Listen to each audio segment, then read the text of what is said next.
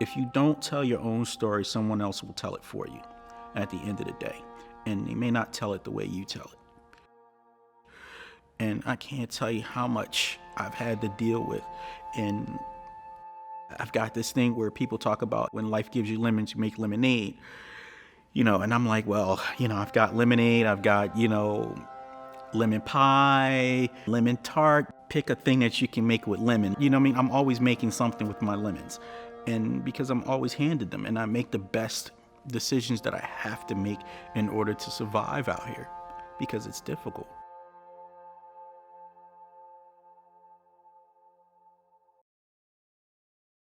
My name is Jaleel King. I'm a photographer.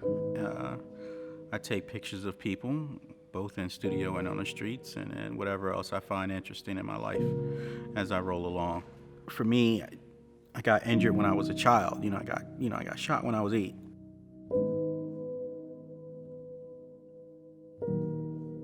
I saw the gun. I took off running. I thought I was running one direction, but I was running another direction. And the last thing I heard was a shot go off, and I heard myself yell. And I felt a brief sting, and then my body just shut down. Everything was black from that point on. All I know is I woke up in a hospital, and tubes all over my body, in my nose and stuff. So just didn't know what the hell happened. And next thing I knew was, woke up not able to walk.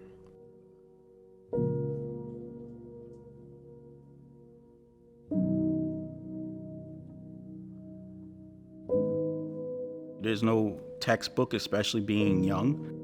There were times where honestly, I wondered, should I end it? Do I want to take my own life? Kids wouldn't play with me because of because of the wheelchair. And, kids say stuff out of ignorance and, but you're living it.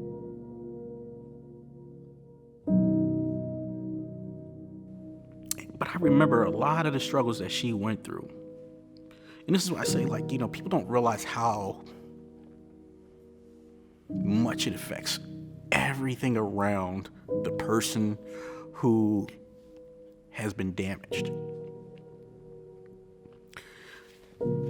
I remember one time, I used to have crutches. I had crutches and braces that would stand me up and allow me to kind of walk.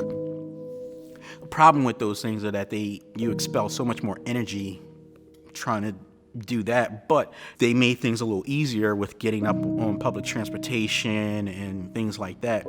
But there were times where, it would tire you out. And, I'm 9, 10 at the time. And I remember my mom, we had to go to a doctor's appointment, and we had to catch the trolley, which is still to this day not really accessible. We got off at 36th Street. And if you've ever gone down to 36th Street, there are flights upon flights upon flights of stairs. And my mom, in her 5'5" nature, maybe 5'4", and all of 100 and maybe 30 pounds at the time, put me on her back with my 2-year-old sister in her hands, and struggled up them fucking stairs in order to get me to a doctor's appointment. And I'm never going to forget that.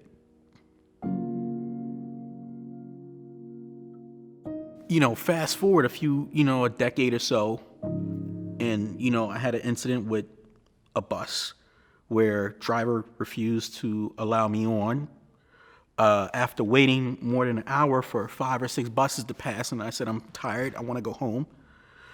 And I stopped this bus, and he decided to drive off with me still in the doorway. And I was taken to the hospital. And who works at the hospital? The man who shot me. Who saw the man who shot me at the time? My mother. So you already know the shit show that just happened there. And she said to him, look at what the fuck you did. Look at the shit that you've done to him. Look. And somebody had pulled her away, and he had sat there, and I could see it in his face. And he just said, I did.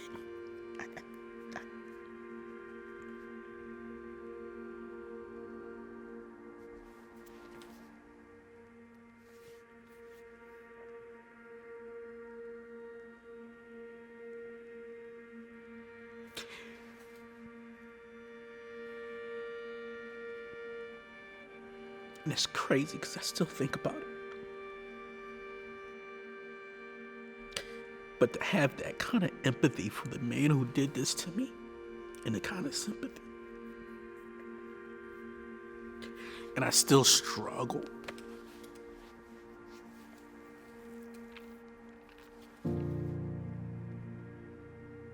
I didn't curse him.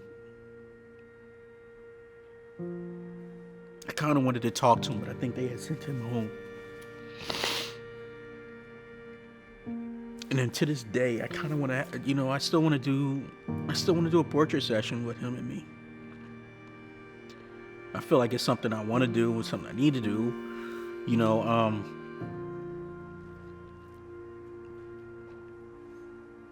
but this is part of the complexity of me. But this is also the thing about humans. It's like, we are complex, but having sympathy and having empathy for people is something that we seem to be going away from here. And we need to have more of it. And I think we'd be better for it. I don't know.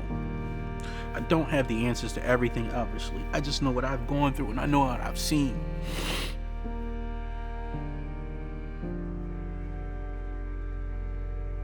You have to be around people who can get you sometimes. And, it's difficult to break down your own walls and be vulnerable and let yourself go and say, like, these are the things that I'm dealing with, and admitting that you have a weakness.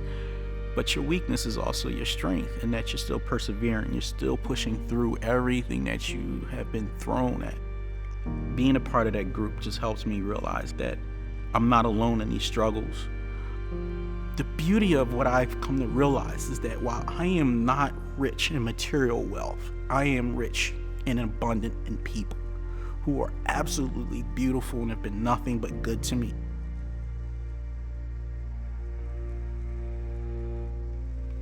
And so it makes me wonder if everything that I've gone through is the things that I was always inevitably had to go through, not for myself, but for others sometimes. Sometimes self-sacrifice is a motherfucker. But it can bring you both joy and pain. And I like to think that I've had more joy than I have pain. I go through it on occasions, but that's not what defines me. The pain doesn't define me. It's the will to keep going forward through it all. Like I said, I got a tree full of lemons and I make a whole lot of lemonade, lemon pies, lemon tarts. I use lemons in, my fish dishes. Got a whole lot of lemons, make the best of everything we do.